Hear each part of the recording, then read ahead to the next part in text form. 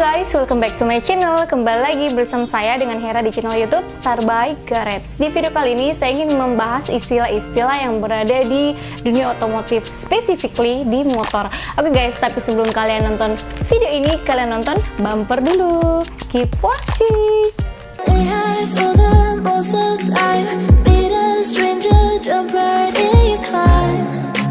Waking up on your sofa next to half-filled bottles from last night.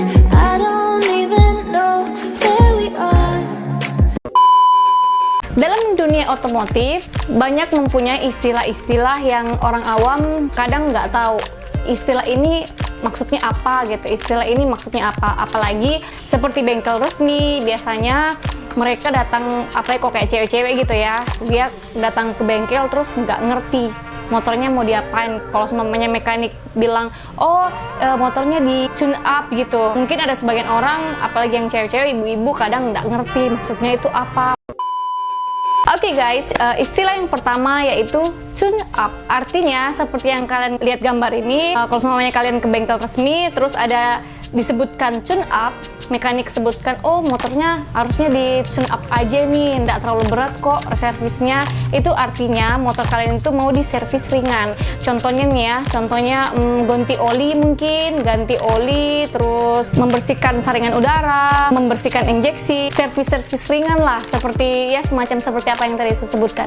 Menurut kalian bagaimana? Saya juga masih belajar guys, jadi kita sama-sama belajar. Kita lanjut ke istilah yang kedua. Istilah kedua ini yaitu turun mesin. Gambar ini bule bule berdua lagi ngeliatin, melototin sebuah mesin. Nah, ini dalam keadaan motor itu dibongkar, mesin dari motor dikasih turun. Itu, that's it. Bukan guys, maksudnya itu kalau seumpamanya motor kalian mengalami kerusakan yang cukup parah, otomatis motor kalian akan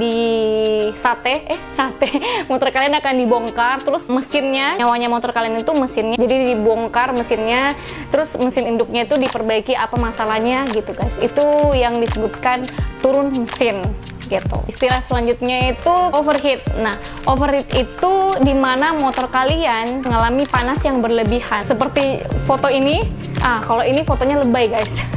Motornya lebay, tapi efeknya kayak gini guys sih. Kalau semuanya kalian pakai motor kalian dalam keadaan macet, atau kalian punya motor yang cc-nya besar terus kalian bawanya pelan ya, 40 kecepatan 40 kah atau 30, nah itu otomatis motor kalian akan panas dengan sendirinya, karena ya 600an cc ke atas itu dia memang ingin diajak ngebut guys. Karena kalau kalian nggak ngajak ngebut itu bisa jadi mesinnya panas. Nah, itulah yang disebutkan overheat. Seperti gambar ini guys. Kalau gambar ini motornya lebay, tapi efeknya seperti ini, motor kalian akan terbakar. Saya pernah mengalami hal tersebut. Motor saya yang Gixxer itu yang 750 cc itu saya pernah mengalami overheat, tapi bukan saya yang pakai waktu itu Pak Putu.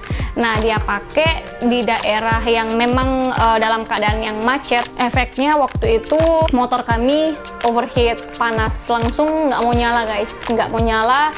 Jadi ditunda, didorong gitu, dibantu sama teman, masuk ke bengkel yang khusus motor sport yang ber-cc besar.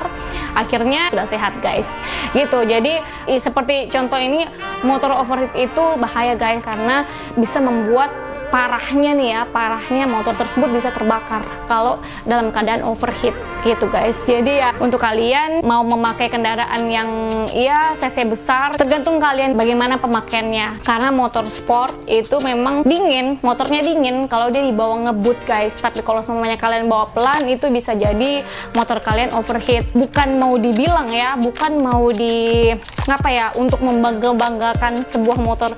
Kita punya motor sport nih, kita doyannya ngebut. Enggak, sebetulnya itu motor sport yang ber-cc besar itu, orang yang ngebut itu bukan dalam arti dia mau memperlihatkan kalau dia jago ngebut gitu ya, jago balap gitu. Enggak, memang ada saat-saat tertentu kalau seumpamanya kalian lihat dia ngebut sedikit, jalanan yang agak lowong, itu kadang mereka untuk menurunkan tingkat panas motor tersebut gitu guys. Karena di speedometer motor-motor ber-cc besar itu kadang ada temperatur suhu, lihat lagi panas, jadi dia kadang ngegas dikit ngegas sedikit untuk mendinginkan motor tersebut.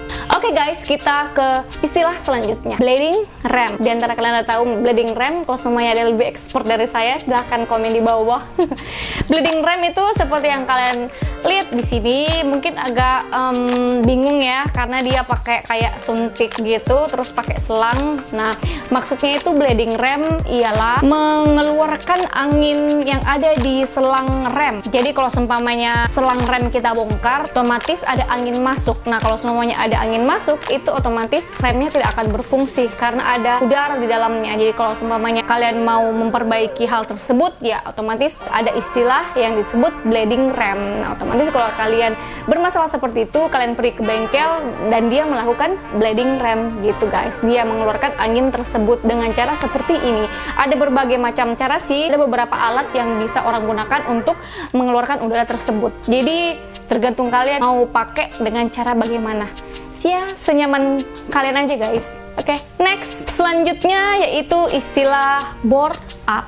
Kalian sudah membore up motor kalian dari motor biasa saja menjadi motor luar biasa. Wow, bore up. Oke, seperti kalian lihat ini kayaknya gambarnya mulai ekstrim ya. Bore up itu berhubungan dengan piston. Dia memperbesar atau menambah diameter piston. Jadi dia memperbesar, jadi ukurannya, taruhlah ya, contoh kecil ukurannya 10, dia memperbesar jadi 20 gitu guys. Jadi bisa dibilang memperbesar cc atau memperbesar silinder. Dan kita lanjut ke istilah selanjutnya yaitu store up. Makanya di gambar ini nggak berubah, nggak berganti karena tetap dia berhubungan guys. Seperti yang saya bilang tadi, dia memperbesar atau menambah diameter piston.